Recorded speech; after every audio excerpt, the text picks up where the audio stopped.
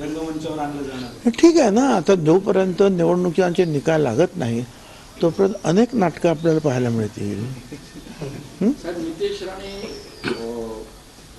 राणे आणि अजितदादा यांच्यामध्ये कलगीतुरा सुरू आहे। अजितदादांनी नितेश राणेंनी वक्तव्य जास्त वादग्रस्त करू नये यासाठी केंद्राकडे त्यांची तक्रार केली। मला माहित नितेश राणे म्हणतात की कोणी कितीही तक्रार करू द्या, मला फरक पडत नाही।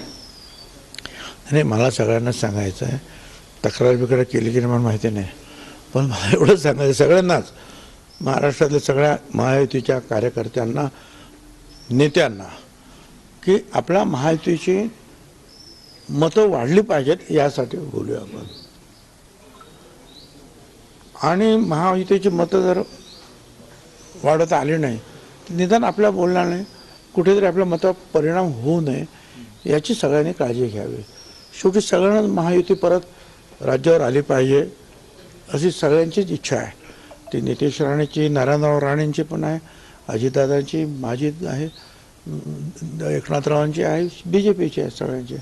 त्यामुळे आपण बोलताना विचार करून बोललं पाहिजे की काही ठिकाणी एखाद्या ठिकाणी असेल काय किंवा एका समाज पक्षाबरोबर असेल त्या आमदाराबरोबर, पण अनेक आमदार जे आहेत त्यांना वेगवेगळ्या समाजाचे लोक मतदान करत असतात, कारण ते काम करतात त्याच्यामध्ये।